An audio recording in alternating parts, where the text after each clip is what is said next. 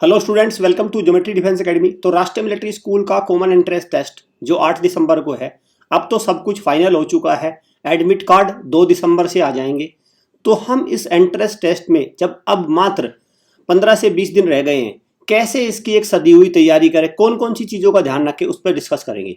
ठीक है भाई, 5 बातें, 5 पॉइंट्स को मैं बताऊंगा, बिल्कुल बहुत ही शॉर्ट में बताऊंगा। बच्चों को इन चीज़ों पे फोकस करना है। अब कक्षा 6 और कक्षा 9 दोनों क्लास के बच्चों के लिए है ये।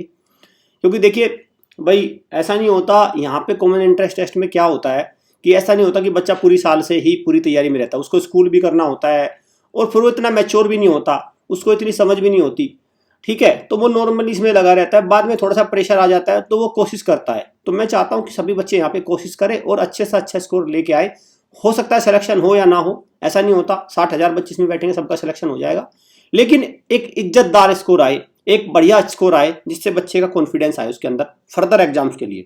चलिए, अगर आपको कुल मिला के आपने वेरियस स्टडी मटेरियल खरीदा है, अब तक कहीं से एक्सेस लिया है राष्ट्रीय मिलिट्री स्कूल के लिए, तो वो ठीक है, मैं उस पर कोई क्वेश्चन मार्क नहीं लगा रहा हूँ। लेकिन आपको इसको जरूर एक बार ट्राई करना है। सैंपल पेपर सेट ऑफ 5 इसको मंगवा लो, 2 से 3 दिन में आपके घर पहुंच जाएगा। 5 सेट होंगे, ठीक है। और आपको जब आप एग्जाम में बैठेंगे, आपको लगेगा कि आपने इस तरह के एग्जाम की तैयारी पहले कर रखी है, आपकी तैयारी ठीक ठाक है, आपके अंदर कॉन्फिडेंस रहेगा, आप सिली मिस्टेक्स नहीं करेंगे। ठीक है, चलिए, अगर आपको लाइव क्लास के थ्रू जुड़ना है तो आप लाइव क्लास के थ्रू जुड़ सकते हैं। इस नंबर पे कॉल करिए और लाइव क्लास में अपना एनरोलमेंट करा लीजिए।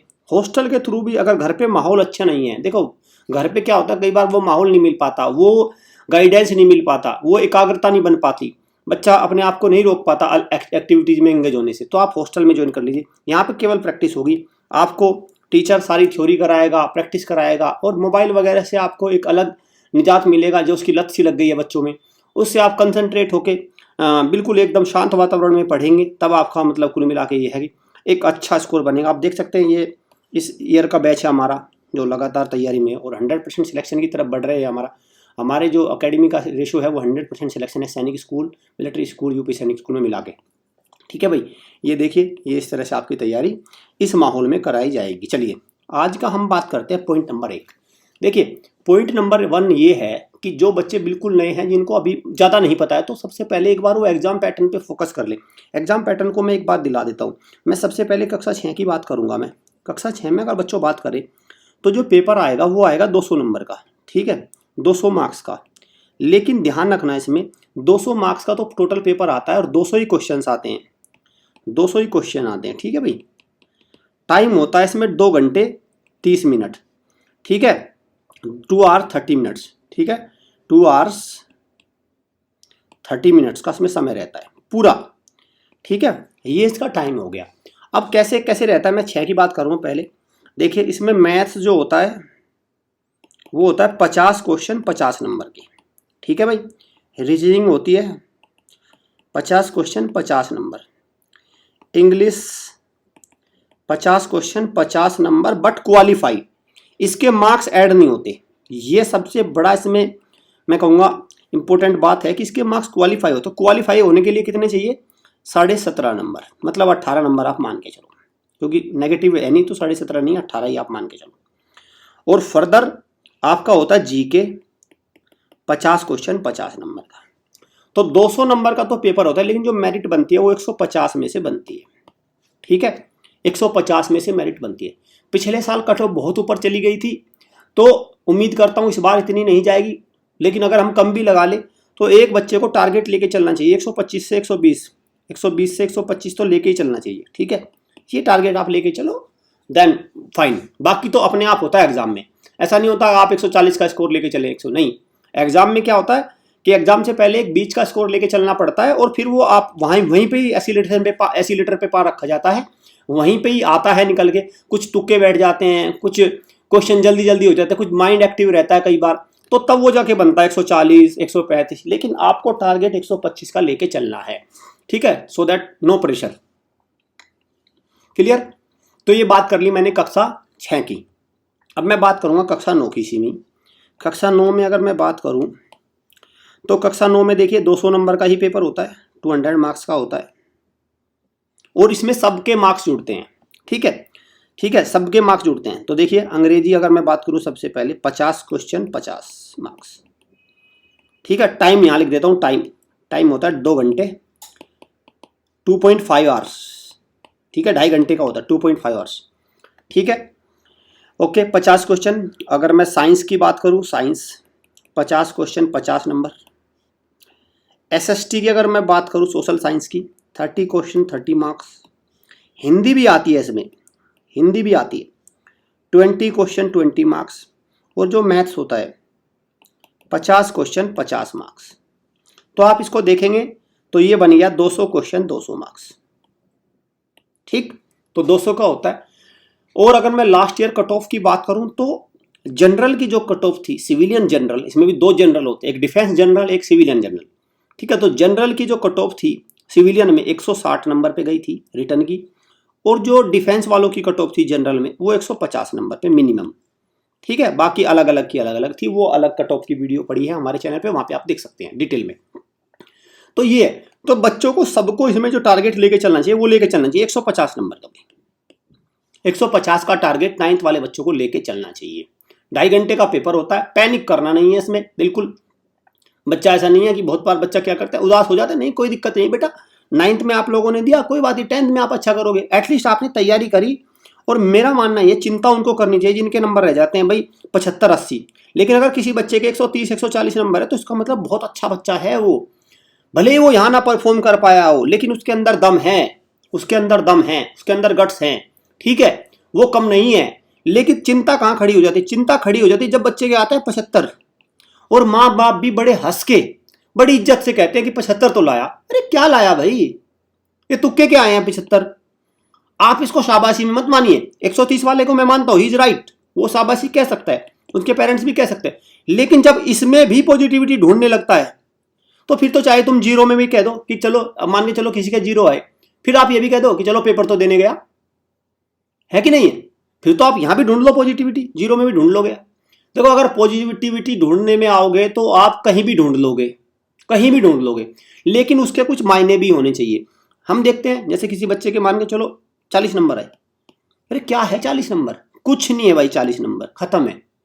मतलब वो पढ़ाई में बच्चा काफी डिरेल हो चुका है, पटरी से उतर चुका है, आपको उसको संभालना होगा। पढ़ाई के क्षेत्र में बात कर रहा हूं मैं, फिर उसमें ये ज्ञान मत लेने लगना कि नहीं नहीं सर कोई बात नहीं, ऐसे पढ़ाई से ही सारे बच्चे कामयाब नहीं हो। अरे हो सकता है वो भी खेल से भी होगा, लेकिन पढ़ाई में वो डिरेल हो चुका है, आपको इसको बिल्कुल ध्यान रखना होगा।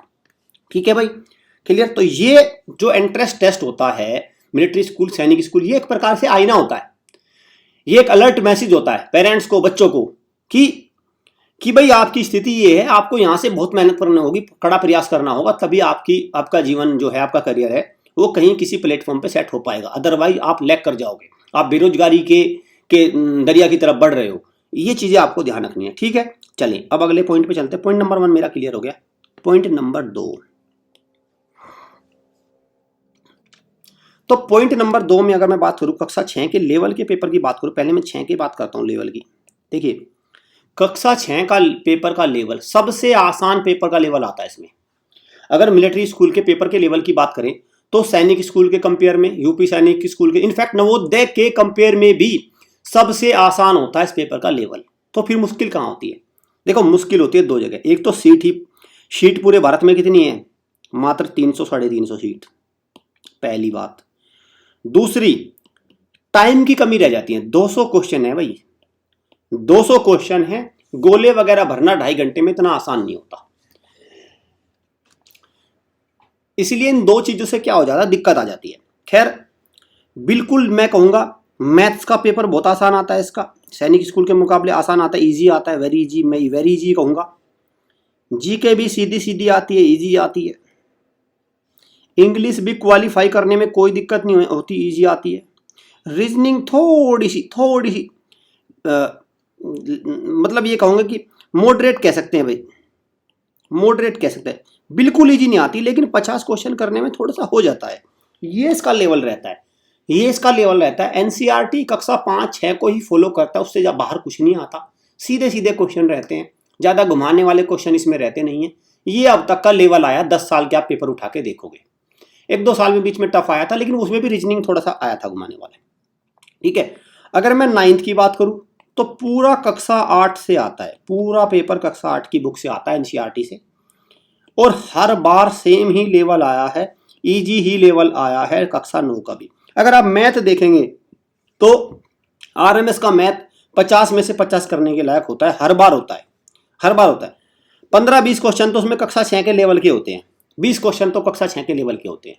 ठीक है भाई, साइंस बिल्कुल एज इट इज होती है एनसीईआरटी से, एसएसटी बिल्कुल एज इट इज होती है, क्वेश्चन की लैंग्वेज भी नहीं बदली होती, सब कुछ सेम होता है, अंग्रेजी भी लगभग आसान होती है।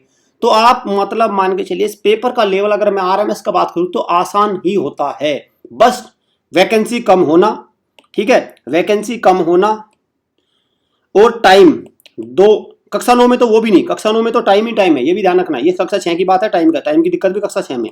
कक्षा 9 में फिर क्या दिक्कत है, वैकेंसी, इंटरव्यू, ये सारी चीजें उनको कहीं ना कहीं बच्चे को घेर लेती हैं। ठीक है, चलिए number 3, point number 3, total admission seat मैं आपको बता दूं कि इस साल 2025 के सेशन में कितनी है।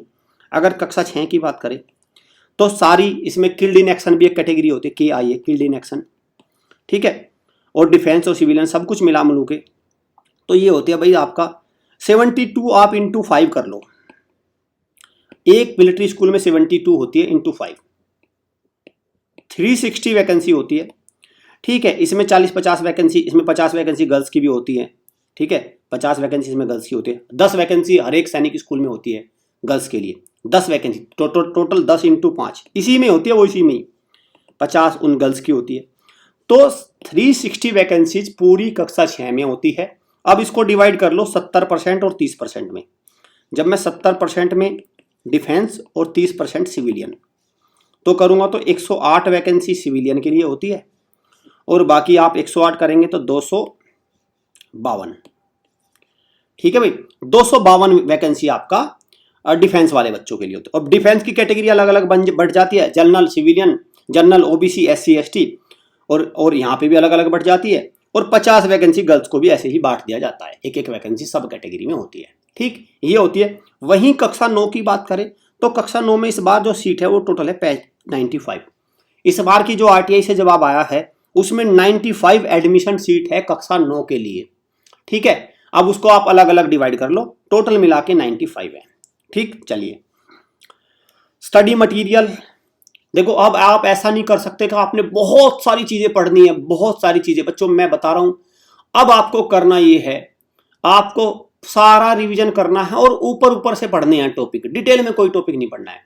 तो ऐसे में हमारा, मैं बता रहा हूं आपको, वीडियो कोर्स सबसे अच्छा है, उसको ले लो। वीडियो कोर्स क्विक रिवीजन हो जाता है। ऑनलाइन टेस्ट सीरीज ले लो, क्वेश्चन प्रैक्टिस हो जाएगी। तीसरा, लाइव बैच में डाउट सेशन के लिए जुड़ सकते हैं, हैवी डिस्काउंट पे अवेलेबल है। और चौथा, सेट ऑफ 5 तो मैं आपको बता ही सका हूं, सेट ऑफ 5 सैंपल पेपर जो आपको रियल एग्जाम की फीलिंग देगा। मेरा मानना ये है ये स्टडी मटेरियल पर्याप्त है।